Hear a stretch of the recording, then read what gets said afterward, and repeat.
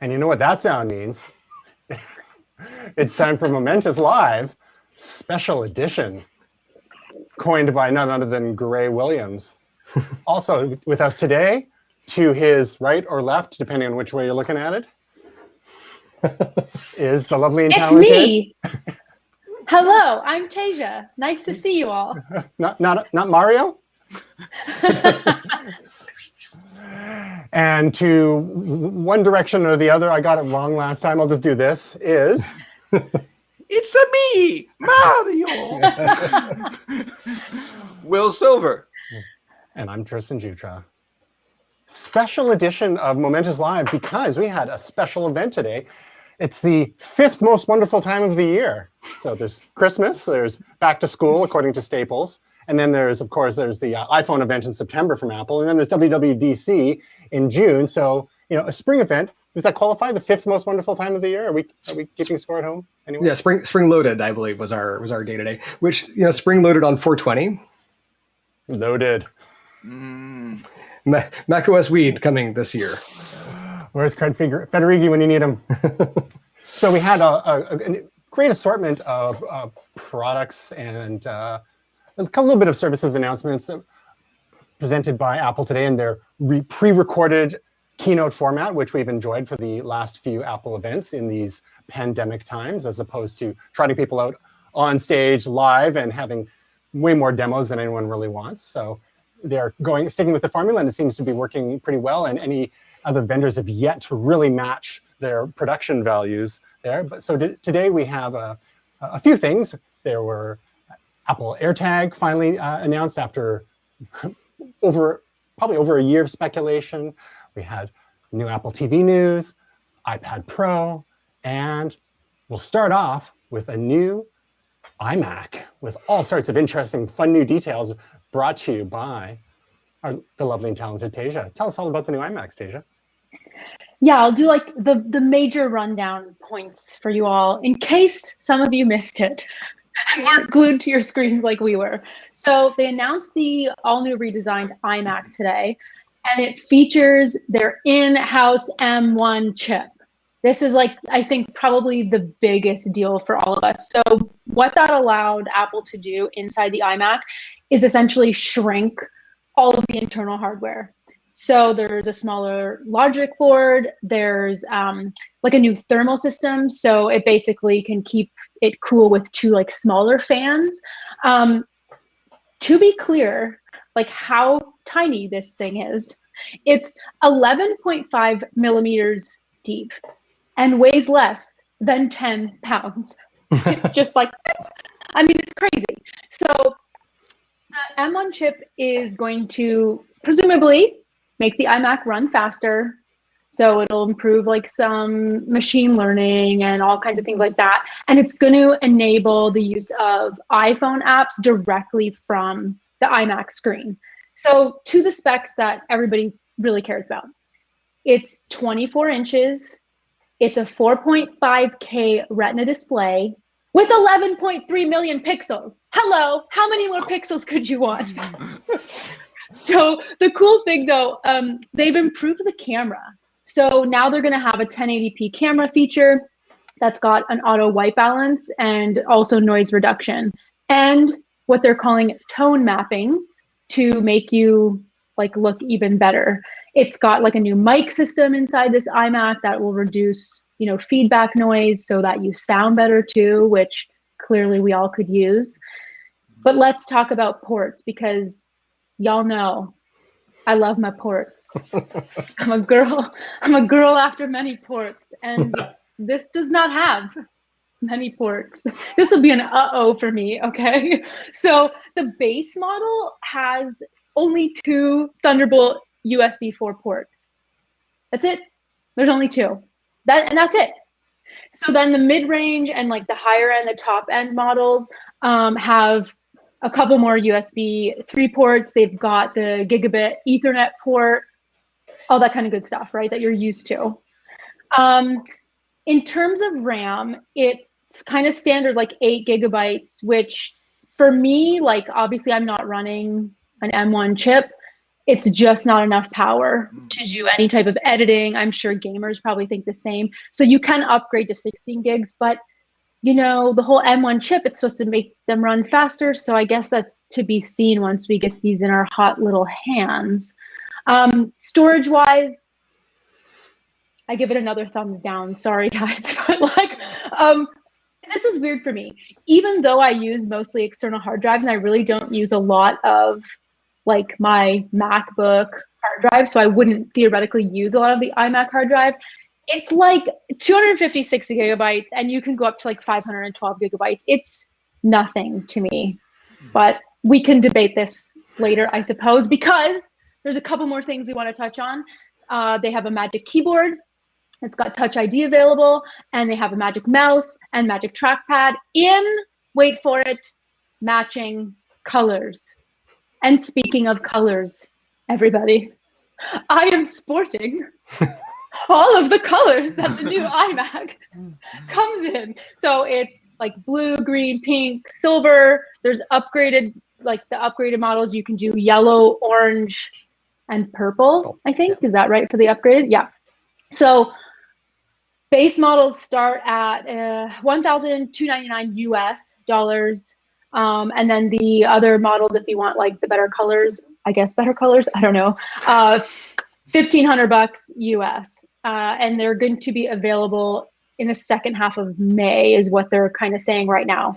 So listen, there's some good, there's some bad, there's some ugly. I think credit where credit's due, okay? Design-wise, what a feat. Truly. Like, to fit all of that tech into something that's like the thickness of my hand, maybe thinner, I don't know. I didn't measure it. Remarkable. However, I'm really torn about, you know, the lack of ports. Like, they're so thin, put it this way.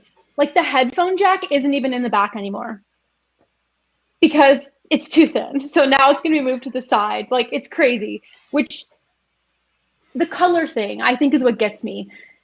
I love the current iMac in space gray. I think it is, if sex was in a machine, that is what that machine is, okay?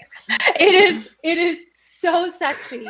These colors, you know, guys, is it enough? It's like a throwback, right? Like, you guys remember, like in the 90s, all those cute little Apple iMac cubes in all the colors. I'm having major throwback vibes. Are colors enough? Like, is this what people want now? I don't understand. You know, I could go on a whole diatribe of colors because the iPhone 12 is also coming in purple now, and that was the massive announcement. Which is like, is that such an announcement? Is this what we should be focusing on? Is this creating enough FOMO that Apple used to create for us all? You know, where we feel like I hadn't felt it in a while from Apple, and then the 11 Pro came out, and I was like, everybody out of my way, I'm getting that immediately. And now I feel like I'm back again into, I don't know. I'm definitely not getting this iMac. Thoughts? So I gotta say, was Graham trolling Tasia with the playing of the original 1984 Mac ad there? Like the dull gray or beige existence brought to you by IBM. It's not the iMac. You could tell he was exploding. Listen, I stand by what I said, okay? That space gray iMac. So here's the thing, though. There will be a space gray iMac that is coming, and that one is going to be for you, but it's going to be the 27 or the 34, whatever it is that they come out with. Because if you notice right now, they've separated their lines a little bit, right? There's the MacBook Air, which is sort of like the cheap and cheerful. There is the 13-inch MacBook Pro, which is their first M1 portable of the Pro line, and then they've got the iMac 24-inch 4.5K. Now, they've already told us that they're going to kill the iMac Pro, right? She's done. So what's got to fit in the middle here? The Mac Pro is still too much and too far away. So we're going to see later this year probably a 16-inch MacBook Pro, and we're going to see a X-inch iMac. And I look at it this way. What do the colors cost you? Nothing. A little bit of happiness. Look at the two of us. Come on. But do you want the colors? That's my point. Like, is that enough to be like, I'm gonna buy this machine because I can have it in purple? I'm gonna give you the use case. My parents right now own a 2011 iMac. Right, this thing is chugging along on 4 gigabytes of RAM, and they're just, my mom and dad are just good with it. But it no longer gets software updates. It doesn't do any of the stuff anymore. And really, like the aesthetic, do all of our houses need to have these uniform gray computers? I look around, and this house, like, we've got lots of white, lots of black, lots of gray, and there's this beautiful pop of teal. Right, that's kind of the color scheme of this house. If I had a use case for this iMac, I would absolutely buy the teal model. The ports are kind of neither here nor there, because I think about it right now, and I've got wires sticking out of my MacBook Pro, but they're all running into the, remember the beautiful hub that you just bought? I've got a similar, I've got a Thunderbolt dock from Belkin.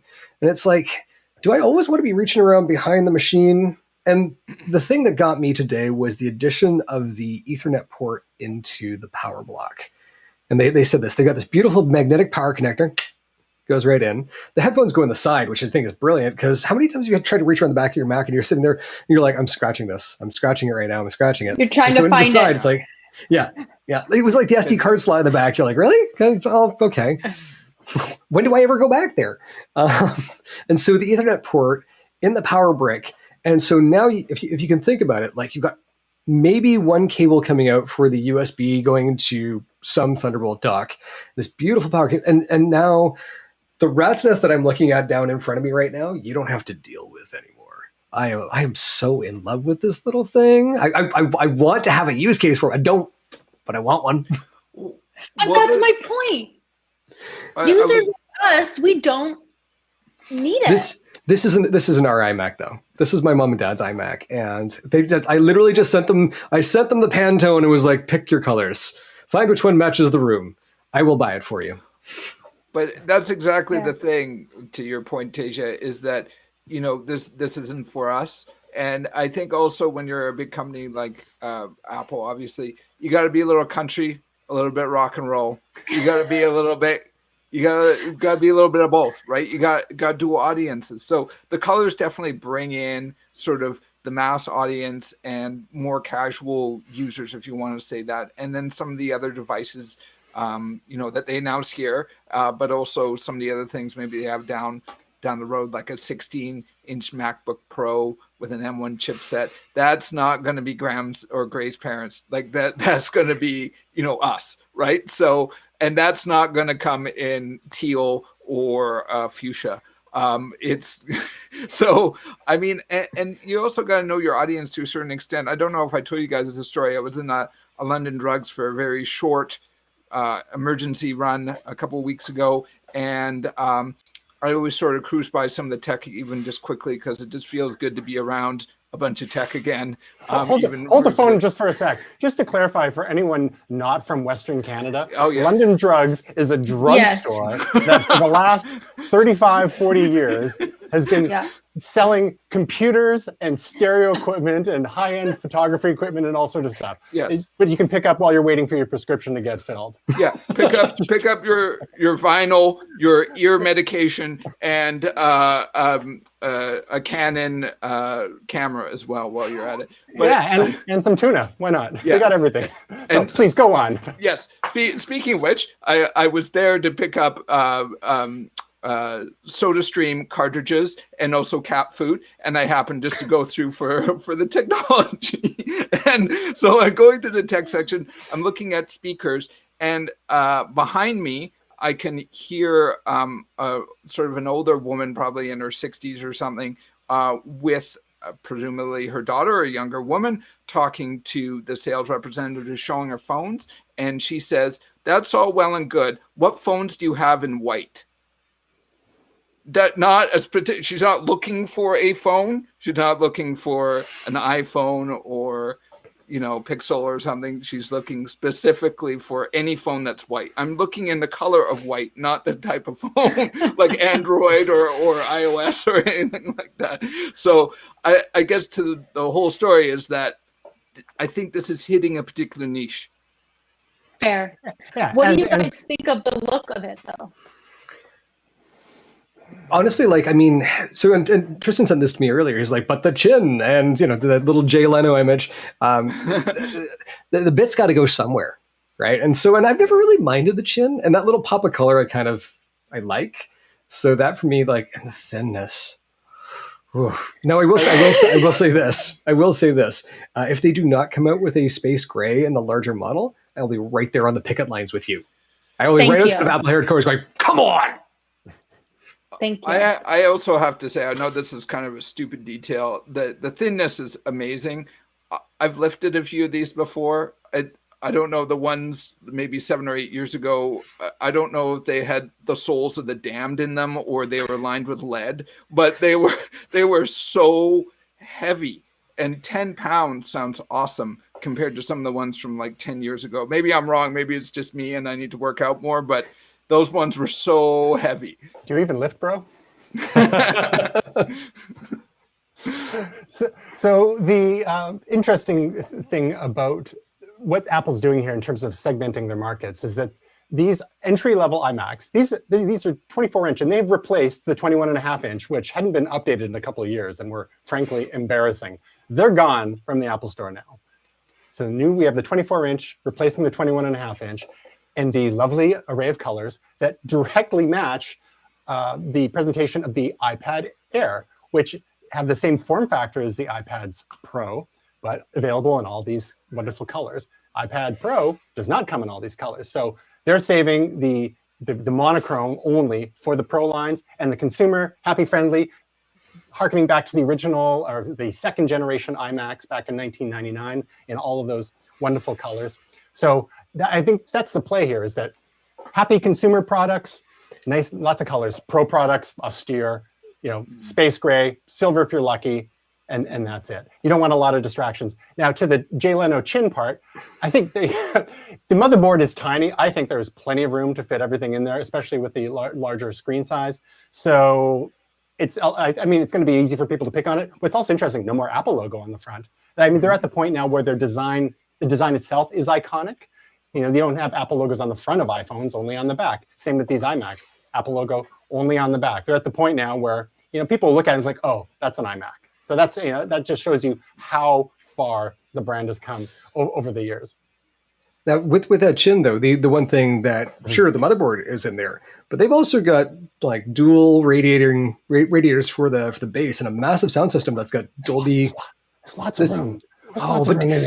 Do you really want your sound system behind your screen? Really? That's where you want to put that? I don't want to use any built-in sound system. Although it does have built-in speakers. 6 speakers built in. One of the other things is the keyboard. The new keyboard. It's got the Touch ID built in. Does it still have an eject button? That's the question of the day. Even though they haven't had physical media since 2011, no more eject button, but Touch ID, so you can authenticate right on the keyboard. Still not backlit though. I know some people would like, just like with the MacBooks, some people would like backlit. So get some interesting stuff here. Again, probably not for us, but for lots of other people. And this is exactly what they're doing with the laptops as well. With the transition to M1, they're getting the consumer ones into people's hands, the MacBook Airs and the lower end MacBook Pros. And then the better stuff's coming for all the people who want to do the video editing and all that sort of stuff. Although they found the performance on the MacBook Pro and MacBook Air have been tremendous. It's just when you get into that upper tier of graphics, dedicated graphics work, that they start to lag behind. It's hard to compete with, dedicated NVIDIA video cards and that kind of stuff.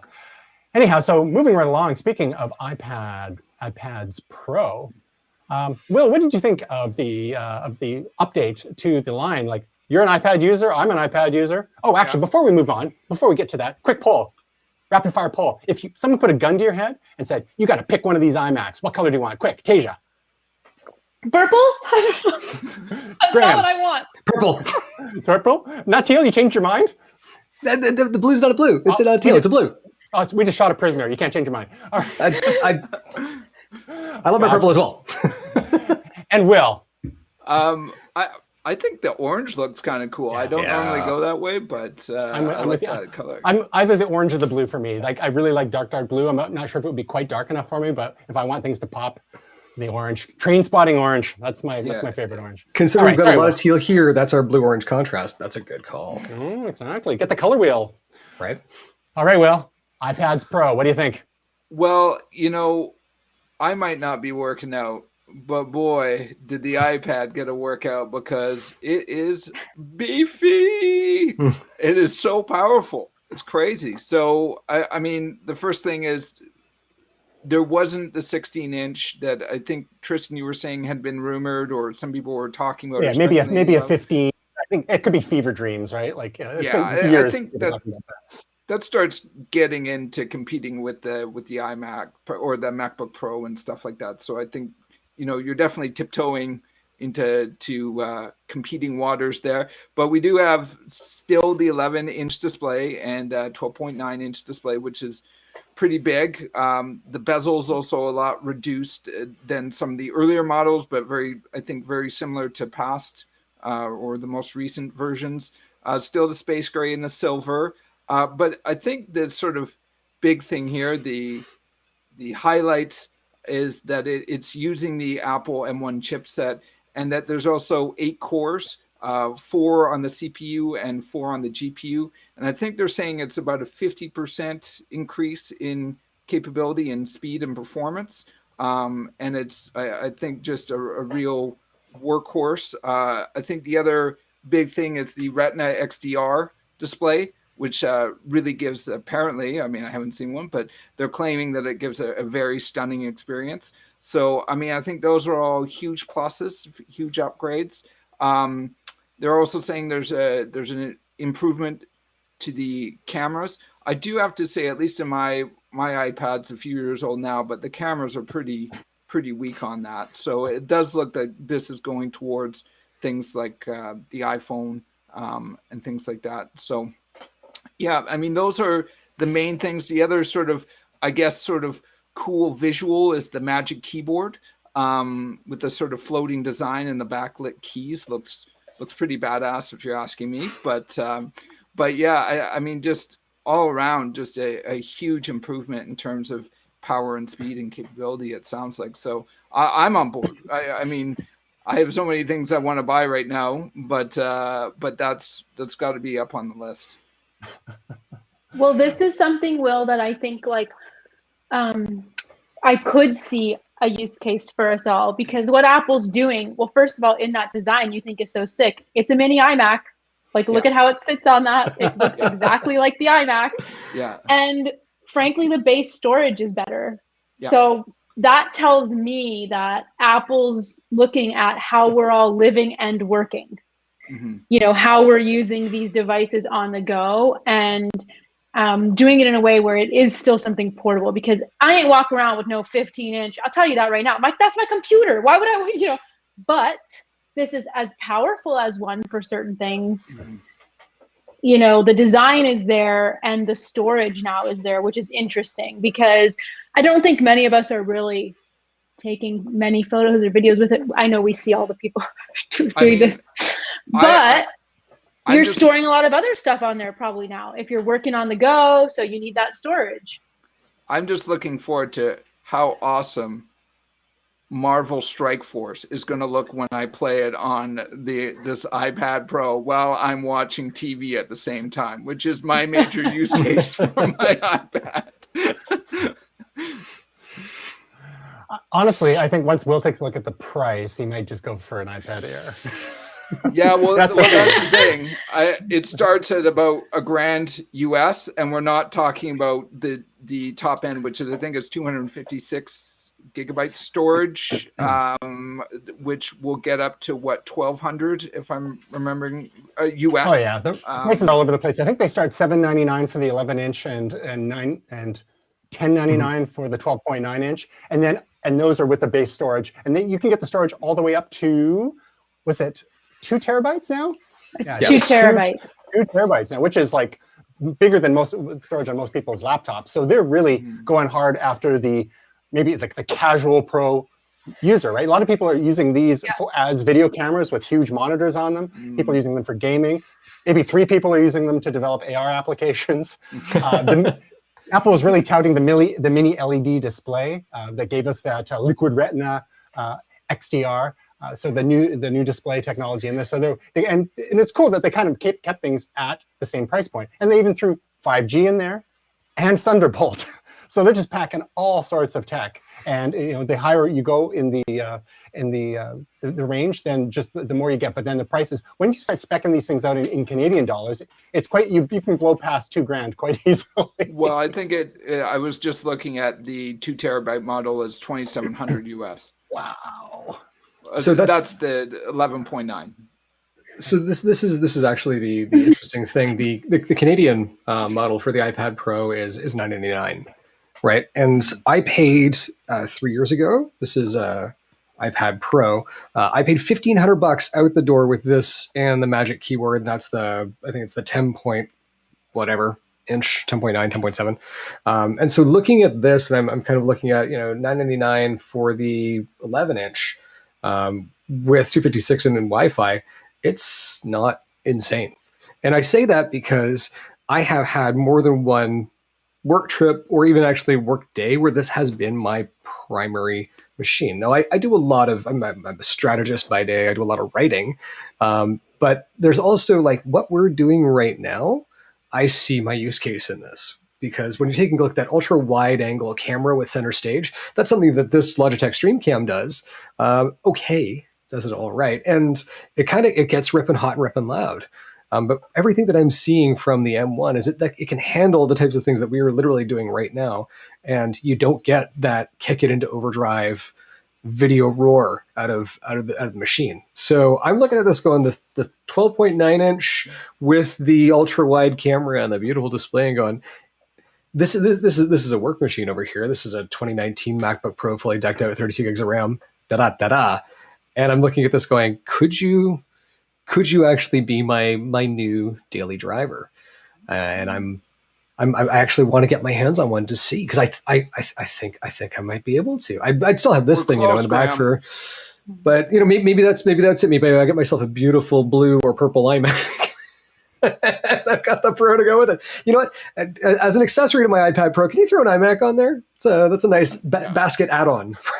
That's Apple's dream. You just have all the things. Right? I just kind of do right now. I just want to comment that my cat does come in space gray. And that's what I prefer. That's what I prefer. Yes. Yeah. So, and to just for the folks at home, center stage is the feature of the ultra wide angle camera that will track one or more faces that are in frame, and so move around. It's got enough pixels in there to have a decent image with its sensor and follow you around a little bit, because as you can see right now, even talking, I do a little bit of this, and a lot of people have their iPad and their camera when they're doing, in their kitchen when they're doing FaceTime with the folks or what have you. So there's little touches like that really step things up. Now, that being said, for most folks, the iPad Airs, which came out last year, are great. They're the same form factor as the current generations, the last couple generations of iPads Pro, and they come in all those wonderful colors. And they work with the same accessories, including the second generation Apple Pencil and the Magic Keyboard. So again, Apple has segmented the market. They've got the super basic iPad, and that's the one you get for your kid, right? That's the $399 US or $329 US one, I believe.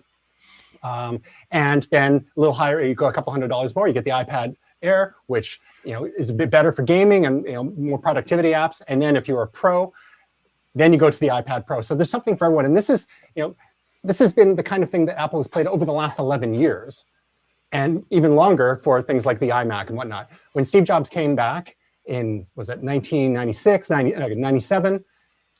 Some folks might remember the quadrant he drew out. He said, Apple should have 4 products, right? At the time, there was two types of notebook computers, two types of desktop computers, right? We had the iBook, the PowerBook, and the iMac and the Power Mac, and that was it. And people were like, hallelujah, but they got rid of like 36 different models of Macintosh Performas and all the stuff you saw languishing in the corners of your local Best Buy.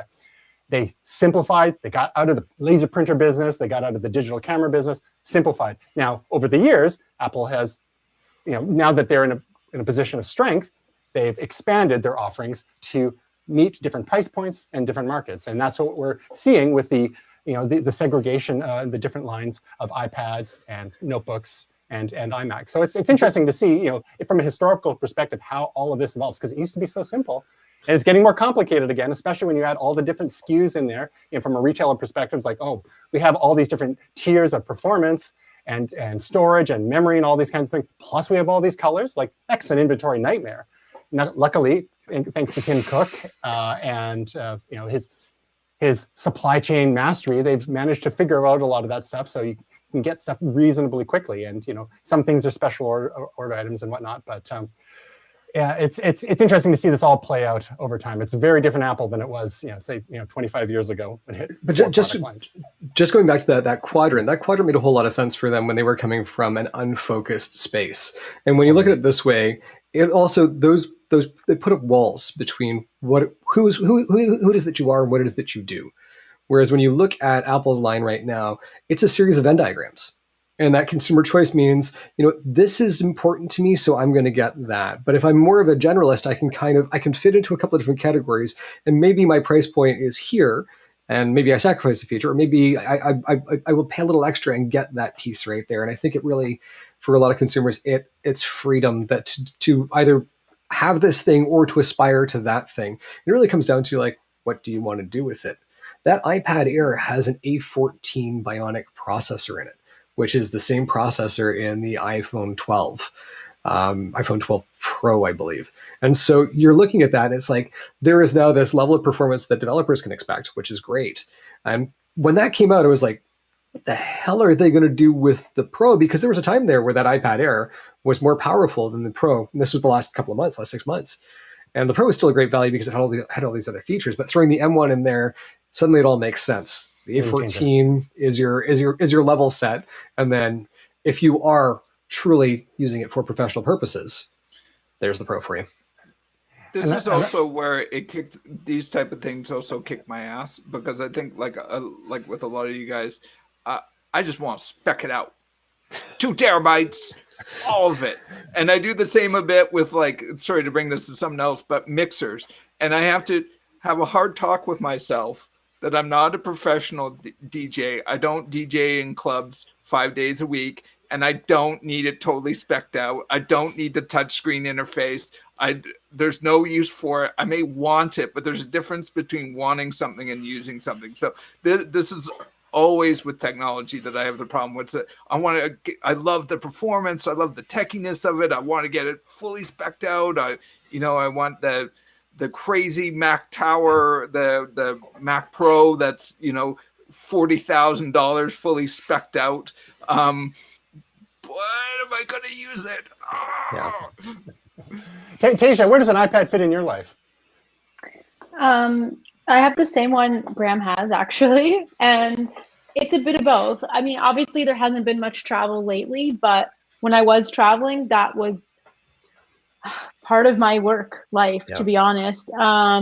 And now I use it for all my home workouts because not traveling, not doing too much work, but I do still actually do a bit of work from home on it. I found I leave my MacBook in here. I bring my iPad, I can answer my emails and do all that kind of stuff. So that's why I feel like this is something I could see myself getting, but I go down the same rabbit hole as Will, where I want it specced out, and then it's like, well, I've dropped more money on this than I spent on my MacBook Pro, so I'm not gonna do it. That's how they get you. Yeah, that's how they get you. And I'm the same. I've actually found myself using an iPad more and more over the last year or two. I'm actually using my wife's old iPad Air 2 that's, I think, going on 5 or 6 years now. And it's starting to show its age a little bit, but I've got a Clamcase Pro keyboard, which is a Bluetooth keyboard. It's a little flaky, but it gets the job done most of the time. And there's lots of stuff that I bang out on there as opposed to having a full laptop on the couch. So back, going back to 1998, I was like, I'm the one device guy. I'm not even going to have a desktop computer. I'm just going to have a PowerBook, and it's going to be totally, spec'd out to the max, and that's all I'm going to use ever. For portable and for desktop with external keyboard, mouse, monitor. And then as time's gone on, I've been sliding back in. It started with the smartphones. Well, I actually started with iPod and then smartphones, eventually iPhone. And then, got an iPad when it came out. Here we go. And now just got an iMac last year. And it's like, I kind of enjoy having different types of devices for different situations. And it just adds to the clutter. It's great. One of my goals is how many screens can I get between myself and the television? So, so a pad, a phone, a watch. How many more screens can I get? I tell you, those glasses are iMacs, next. yeah. And to be fair, iMacs don't do a great job of measuring your fitness workouts. So you got to have a variety of devices once in a while. So now speaking of more devices in our homes, there was a bit of an update to an Apple TV as well. What do you think of that, Graham? It's interesting. I'm going to throw myself over here so we can chat for a little bit. Apple TV. This is actually probably one of my most used Apple products. I am a huge fan of this device because with all the smart TV software out there, most of it is absolute hot garbage. Right, I've got a TCL over there, and I've gone through the interface and whatnot. It is hot garbage. So the Apple experience with the Apple TV is so much better, except for one goddamned thing, and that is the now previous Siri remote, which I will bid good riddance to. This thing was just. It's my most hated Apple product. Let me see if I can bring up a picture of this here. So. Didn't it look like a Star Trek phaser or something? Or yeah, it was. Let's throw to camera 2 here. It was the epitome of Johnny Ive run amok. You have a device where you couldn't tell which was up and which was down. And so actually, Tristan for Christmas one year got me a silicone sleeve for this thing because concrete floors. Right, you drop this thing on the ground, it is trashed. It's got a glass screen. Who put glass into a remote, Johnny? And it was terrible, right? And navigating, I don't know if you guys have tried to navigate with one of these things. It's haphazard at best. Some people are like, I've got precision control. I'm like, congratulations, go fly your fighter pilot. Just get out of here.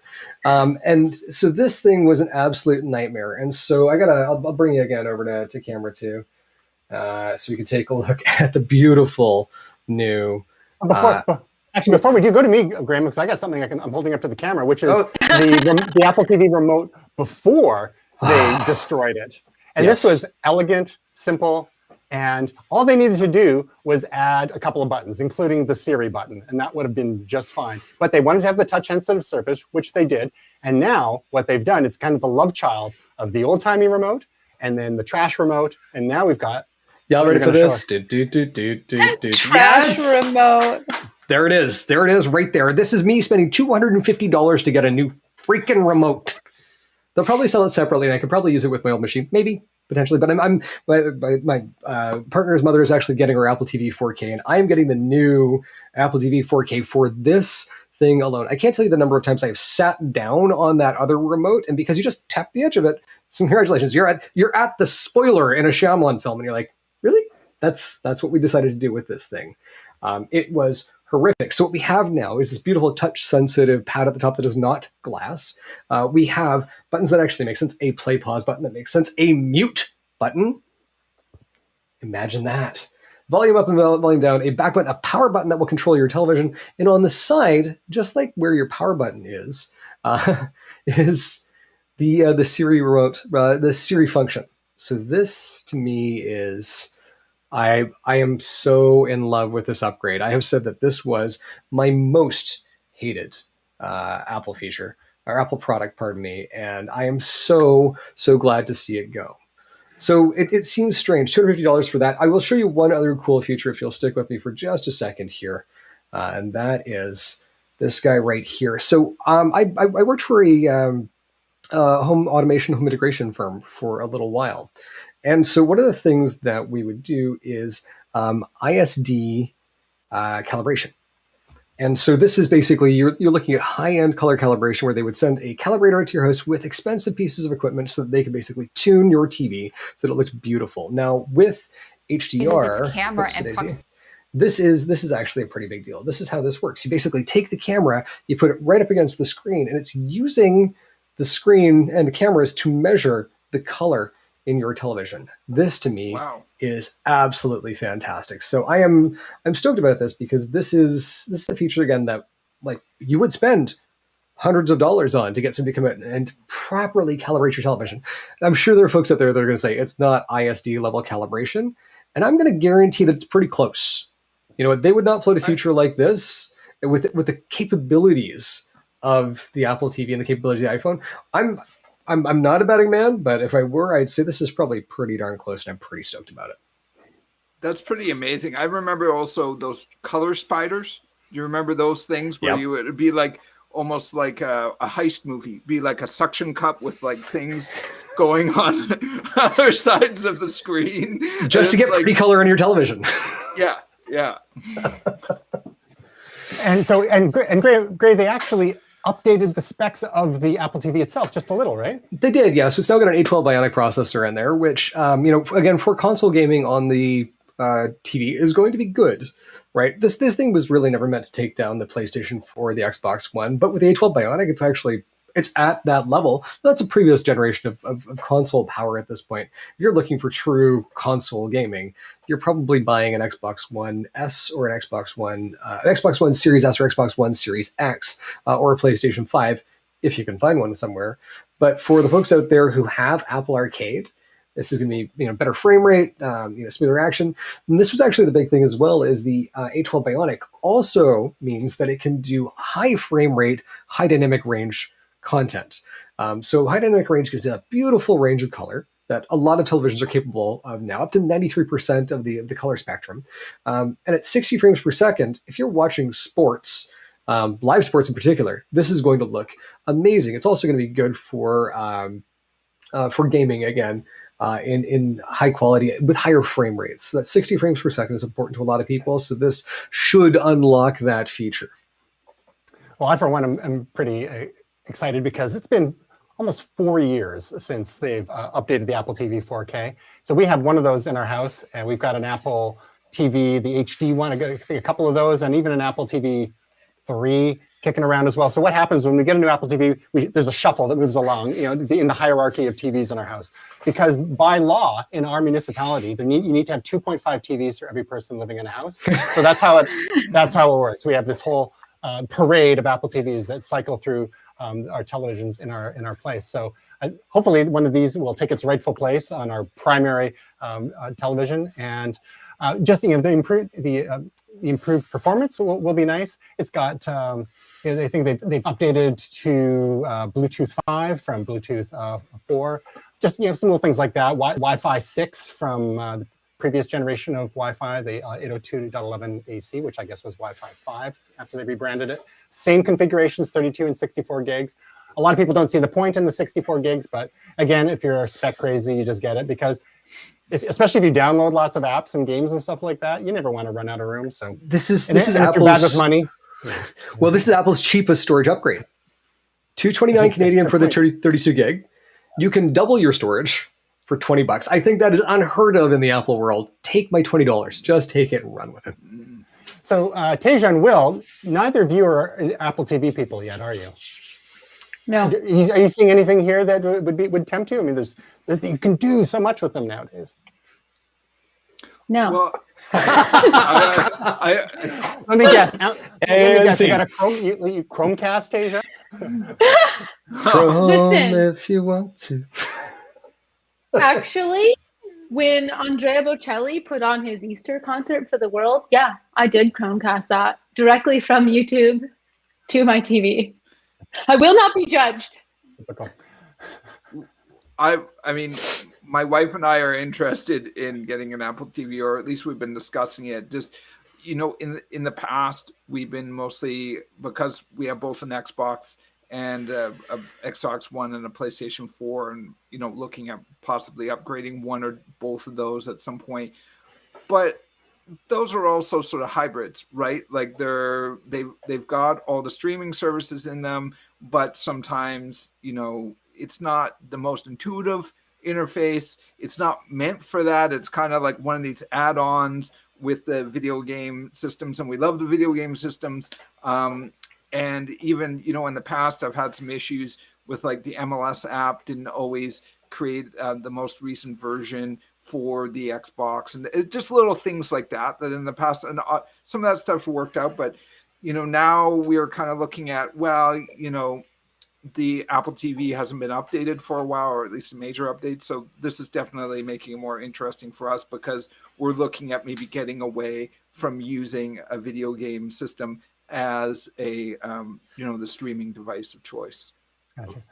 I, you know, as someone who's had like pretty much every generation of Apple TV, maybe I have a problem. I'm excited about. But the thing that breaks my heart about these later tvOS versions is Apple, in order to get more buy-in from developers, especially those making the apps for the various streaming services, they kind of abandoned the strict guidelines for the design of the apps. They used to be on the old Apple TVs, they were a lot more consistent for navigation, and now they're all over the place. And honestly, some of them are just hot garbage. You know, just especially trying to use it with a trash remote, as we discussed earlier. So we'll see if they'll be a little easier to use with this this sexy new remote now. But you know, that's the thing, is like you open up things to get developers on board, you know, by not being so strict, but then you get, you know, quality issues, and don't even get me started. That's a whole other show. So moving right along. Our last significant item that Apple announced, again, after months, if not years of speculation, and we touched on this a little bit in our previous episode talking about the network that they've set up for this, Apple finally announced their AirTag, which is a tracking device for pretty much anything you want.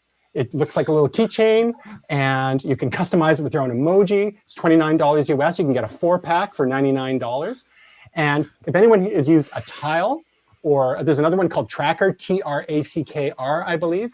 The whole idea is that something goes missing, and you can use this just distributed network of devices, people using the software for these trackers on their phones, and by talking to each other in an anonymous fashion, you would be able to narrow down the location of your device.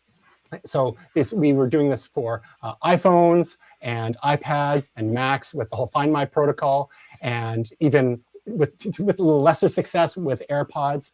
Now Apple is stepping in after opening up their network to third-party developers, you know, because antitrust, you know, they can say, what, anyone can make these things. It's not just us.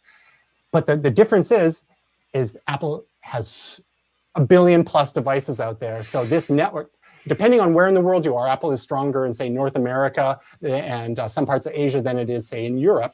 It depends where you are. You've got way more nodes on the network helping you find your devices. And in Apple's photographs, they've got, you know, silly examples of using these as earrings and whatnot. But of course, Tej will be happy. They come in a variety of colors. Disappointingly, they don't seem to match the colors of the new iMacs, but you can, I mean, they're a little darker. But you can get brown. That looks exciting. That's so. I, for one, am interested. I had a Tile. It was cool.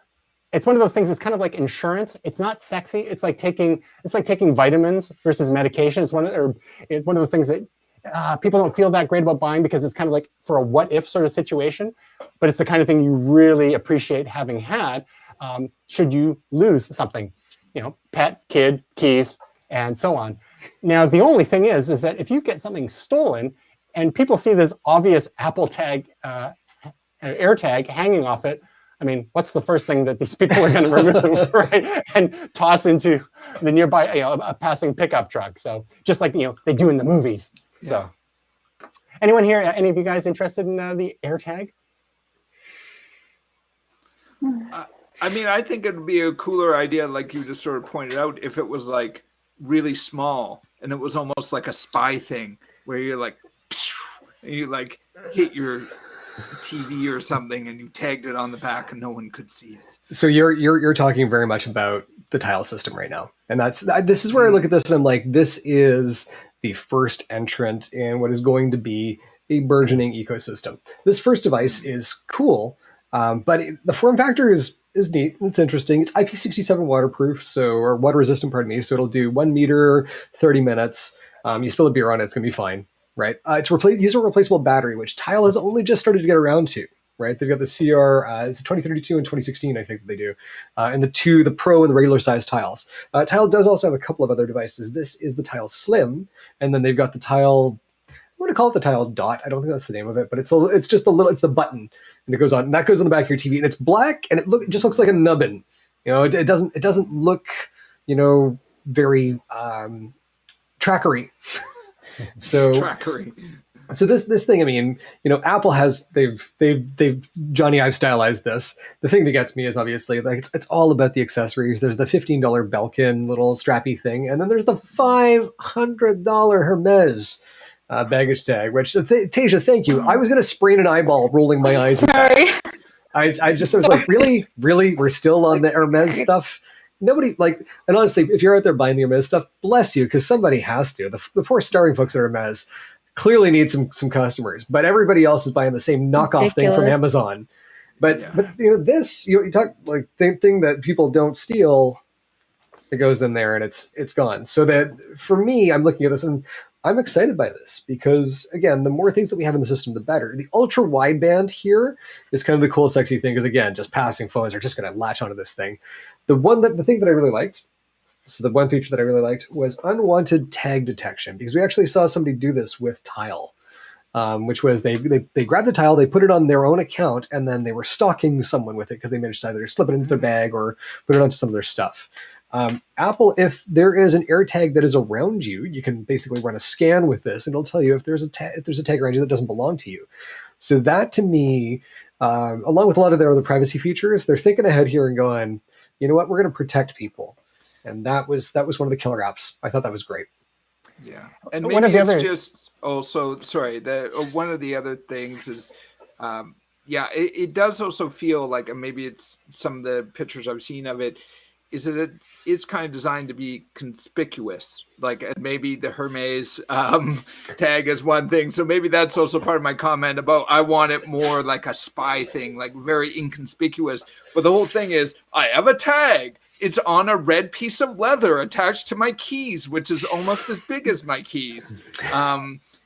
So, I mean, I think that's... And there's no bottle opener built in. Yeah, exactly. And I don't want to be critical of it because I think they're doing it on purpose. Like, this is supposed to be a thing. So I think they're doing what they're trying to do. The point is, for me, I wouldn't want it to look like that. I want it to be small and out of the way, but that's just my personal taste. And like you say, Gray, this is like Gen 1, right? Yeah. Like, they're tiptoeing into this. They'll have different sizes probably later on. They're trying to make a deal of it and trying to make it conspicuous. So, but I'd love it, but maybe just not this version of it, Yeah. Can I give you two more little things that I like before just you're going to jump in? But there's two more things I like. One was the pricing, right? $39 Canadian for one, but you can get a family pack for $129. And with that, you get free engraving. You can personalize these things with like an emoji or a thing. That to me it's pretty cool. I'm paying a similar price for my tiles. Where the price balances out is I'm paying for Tile Pro right now, which does things like I forgot this thing at home, which is handy. I walk out without my keys, my wallet all the time. You think I'd get better at this, but I don't. And the second that I leave my house and I get far enough away, it's like you left without your keys, or you left without your wallet. So I pay extra for that, and that's actually built into the core of the Find My system. So that may be one of these things where, looking at this going forwards, I may jump in. So, Tasia, do you see a place for anything like this in your life? I have Tile, but to be honest, it's one of those things where I'm kind of just like, eh. Like, it's like you said, I hope that I don't really ever need it. So maybe leave some of your valuables on your porch and then see if it comes in handy. I thought you said that's what I should do. Yeah, right. This is a Corvette. This is a Corvette family. So sorry. Come on. So that's what I should do with the Porch Pirates. There you go. I'll do it. What was it? $15 US. I'm gonna put it in a box with a bunch of kitty litter. Yep. Let that Porch Pirate take it. One of the cool things about the integration with the software integration is, from what they were showing in the Apple event, is that using the ultra wideband, it will show arrows on the screen of your phone to help you find the device. Because Yeah. half the time, the device is actually just somewhere in our house. And sometimes we can get our devices to make a noise or whatever. And I believe these will make a noise as well. They will. Well, unless Tristan, you by accident leave your iPad in a Denny's late at night. I can never see that happening. No. So the one thing I will say is Tile is close to this, right? It's got concentric rings that basically they narrow down the closer that you get to it. This, though, basically, because it gives you an arrow, it gets you closer and closer. You kind of get in the area with Tile, and then you're playing the sound, and you're going, okay, so which pocket of this jacket did I leave into? But it looked like with ultra wideband, you're getting down to maybe about 6 inches away from where this thing is. And so that to me is that's a nice little upgrade from what I've got. So I'm going to order some of these, and I want to run them kind of like in parallel to see, is the experience better on one than the other? Because again, I love my Tile. You'll pry my Tile Slim from my cold dead hands, but I'm curious to see for the finding experience, which of the two is better. Exactly. Graham, I want to follow up on that because sometimes the issue with some of the Tile is the accuracy and like the lag time. Yeah. So, you could be searching for something like your wallet or whatever, and it's saying it's pinging from here, but really it's not there, or like it's pinged off the wrong stuff around it. Yeah. So if you do a comparison, I'd like to know how accurate and close they get to each other, and like move your shit around too, and then see if it still understands where it went. But I want to see the AR if someone's carrying it, because then if you can, if someone's taken my wallet, and I can kind of like, hey, that's my wallet. Yeah. Yes. That's how I confront people. Hey. So again, for those times that we may misplace things outside of our homes, it'll be really interesting to see how powerful the network of Apple devices around the world will help, because guaranteed there's way more Apple devices than Tile devices. We talked about that previously. And I can attest to the power of the Find My network. Even in its previous generations, Will, of course, had to bring up the Denny's situation, but we were out one night and I had my iPad with me and I'd gotten onto their Wi-Fi. I think I also have LTE versions of the iPad as well. So, because I lost an iPad before that I wasn't on Wi-Fi and wasn't on a cellular, it wasn't a cellular version, and there's no way to track it down. But there's one that I left at the Denny's that night, and to be fair, we had developed a long and loving relationship with some of the servers at Denny's, so they were looking out for us. But I got home, I was like, crap, where's my iPad? Boop, boop, boop, look it up on my phone. Oh, there it is. And yep, that's at Denny's that we were just at. And this is 2 in the morning or something. So call them up. Hey, Simeon. Hey, how's it going? Yeah, it's me. Can you look over by the claw machine? Yeah. I put my iPad down there, I think, when we were BSing about something or another, or trying to find, maybe get a stuffed Pac-Man out of it. Yeah. Oh, you see it? Great. We'll swing by tomorrow. Thanks. That's how it went down. So, if this could, if car keys, my wife had her car keys stolen out of a friend's car a couple of years ago. This could help with that, because the keys weren't any use to anyone, and the fact that there was a tracker on them, people might not remove it. You could actually, if you could scratch off the Apple logo, that might help as well, just to make it a little less obvious. I can guarantee you that we're going to see some key fobs that come out that look like just a regular, a Toyota key fob, and inside your little Apple tag goes in. Yeah, make it look as innocuous as possible, right? Yeah, exactly. A Chromecast sticker, and no one's going to want to steal it. But it would be nice to have those keys, because there was a key fob for one of our cars on there. It was in a different municipality, so we're not in danger. But it just the replacement cost, a couple $100 for a key fob. So the Find My network could have helped us there, but it was just a couple years too late. Anyhow, so again, quick rapid fire before we wrap up. If you had to rate this selection of products brought to you by Apple to this Apple event on a scale of 1 to 10, I'll give you a moment now to think about that. Think about what might appeal to you, what could fit into your life on a scale of 1 to 10, starting with Will. I think some of these products are great. It's not fully what I was looking for. I'd probably give it a 7.5. I think there's still a lot of great stuff in there, above average. And I think it's a little lower because I'm not quite on the iMac. I love some of the other stuff, especially, with the iPad Pro. I think it's really cool. The Apple TV, I'm all in. So 7.5, 8, somewhere in there. Gotcha. Graham, Great. I've got to say, iMac is a 10 for my parents. The iPad Pro, it's going to be about an 8 because I think I'm going to end up with an iPad Air, but we'll see. Looking at the Apple TV, that is an 11 for me for the remote alone. And AirTags, I'm gonna say that's a 7 right now until I can see what's coming next. Gotcha. How about you, Tej? I think you're the most skeptical of us all. I was going to say, oh man, don't come to me because it's going to be low. You can give a single number like Will. Will, or you can go into detail like Gray. Your choice. I'm going to do what Will did. Overall, I'm going to give a 7 out of 10 because the iMac brings it down for me. Same with the purple colored iPhone. It's just nonsense. Oh, I should it's deduct another gorgeous. point for that. I should deduct another. You go throw this into an event. You should be ashamed of yourself. That's exactly what they did. They're like, oh yeah, by the way, purple iPhone. By the way. There it is. Yeah. So, but the iPad Pro is cool. Price point. So I'm just going to give everything a 7.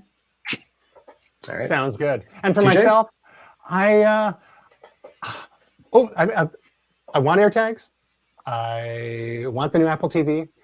I like the iPad Pro. I'm not sure if it would fit into my life and budget at this point. Same with the iMac. Like I want those both, but so I'm probably like 50% on the actual realistic to get. But in terms of the appeal, I'll maybe give things about an 8 because I got to be higher than Tej, obviously. Like I was going to say a 7 initially, and then she brought it in at that. I was like, well, I guess I like it more than Teja, but I'm not going to buy all those things. So again, math is hard, guys. But I think overall we're just like, above average. But I think there's more to come. There's some things that we didn't see. We didn't see an updated Apple Pencil. We didn't see an updated iPad Mini, which was also rumored. And it's going to be a little wait for the higher end iMacs, perhaps an iMac Pro someday, the higher end MacBook Pros. So there's still more to come. And we'll see what happens in WWDC, the Worldwide Developers Conference in June. And maybe we'll have another Momentous Live special edition then. So to follow us, check out Momentus.tv, Twitter.com/MomentusTV, Instagram.com/Momentus.tv, Facebook.com/MomentusTV, and all the other socials. Google us sometime. Thank you for tuning in to Momentous Live Special Edition.